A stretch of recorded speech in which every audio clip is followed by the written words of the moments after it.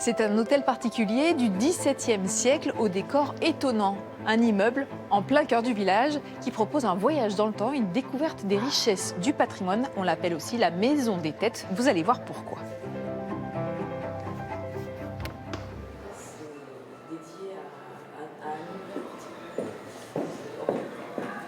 Sur les pas de Sylvie Brunati-Abad, pousser la porte, c'est déjà changer d'époque.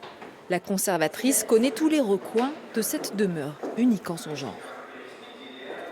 Traditionnellement, quand on rentre dans les hôtels particuliers, on a souvent le grand escalier en abord de parcelle. Or là, il est au centre de l'hôtel particulier. Il occupe presque un tiers en fait de la parcelle et il est entièrement décoré de gypseries. Les gypseries, qu'est-ce que c'est ? Alors, les gypseries, en fait, ce sont des décors en plâtre qui sont réalisés en saillie directement à même le mur. Et que si le gypier fait une erreur, il est obligé de recommencer ce chef-d'œuvre. Raison pour laquelle elles sont classées au titre des monuments historiques. On compte pas moins de 80 gypseries différentes dans la Maison du patrimoine, communément appelée à l'origine Maison des Têtes. Et comme vous pouvez voir, on a sur cet étage pas moins de 6 têtes d'empereurs romains. Le commanditaire, le propriétaire de ce lieu, voulait vraiment montrer sa richesse. Alors, l'idée avec ces gypseries et ces têtes, c'est un peu d'épater la galerie, c'est ça ? Oui, c'est exactement ça. En fait, il fallait donner à voir et à faire patienter son visiteur. Et d'où l'idée d'épater la galerie. Il fallait qu'il y ait matière à le surprendre. Pour rester fidèle à l'esprit des lieux, on passe ici de surprise en surprise. Première salle au dernier étage.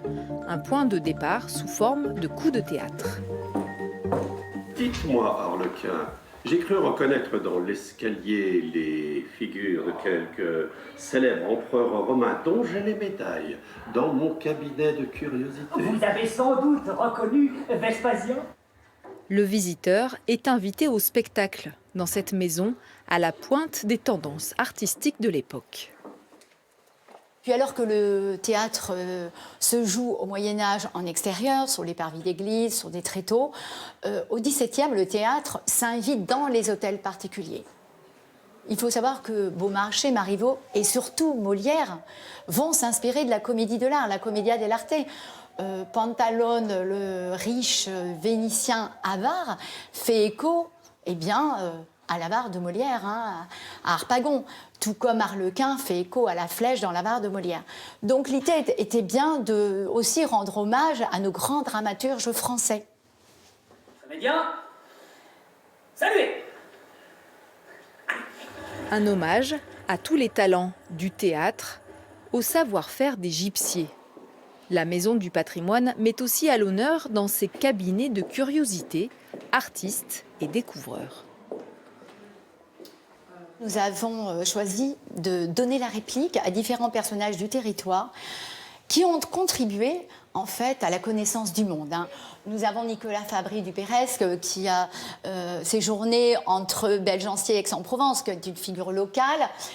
Il était égyptologue, numismate, botaniste, archéologue. Alors, parmi quelques-unes de ses découvertes, il s'était rendu compte tout bonnement que les armateurs n'arrivaient jamais à Chypre. Et de là, il a positionné en différents endroits de la Méditerranée différents correspondants. Et en recalculant la Méditerranée, ils se sont rendus compte qu'elle faisait tout simplement 1000 km de moins. Tout ça grâce aux fameux outils qui apparaissent au XVIIe, comme le sextant, l'octant, ou encore la boussole et le compas à pointe sèche. Ici, on rencontre aussi Pierre Puget, sculpteur des navires de la flotte royale, ou encore les Bagnards de Toulon, spécialistes de la marqueterie de paille et maîtres dans l'art délicat des camées de nacre. Les anonymes côtoient les plus illustres dans ce lieu si particulier. Un musée ? Pas vraiment, non. Non, vraiment une maison vivante quelque part. C'est ça qui est extraordinaire. Moi, je trouve que c'est varié. Et donc ça, je trouve que c'est très intéressant. Et puis j'ai appris plein de choses. La façade est un peu austère et quand on pousse la porte, c'est merveilleux. Merveilleux, vraiment.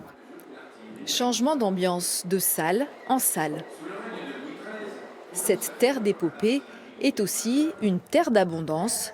Dans cette maison, on partage aussi la richesse naturelle du territoire. Donc ici, on a un odorama, c'est ça ? Oui, exactement.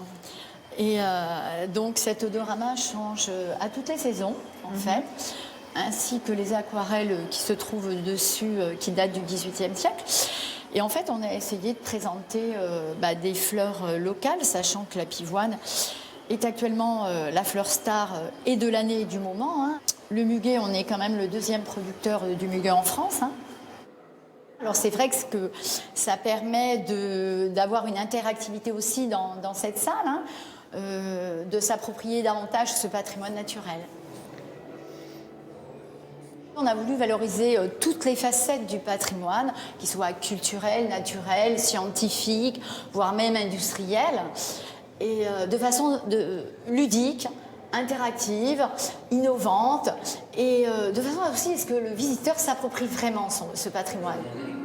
La visite se poursuit et nous raconte les petites et grandes histoires qui ont construit et façonné depuis des siècles le territoire. Cette maison curieuse pour tous les curieux invite à de multiples voyages.